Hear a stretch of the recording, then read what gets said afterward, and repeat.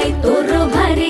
दिसते भारी गणपतीची स्वारी अन आला धादिस मामाच्या घरी मालवण चिपळूण सावंतवाडी माझ्या कोकण गावांचो दिमाग भारी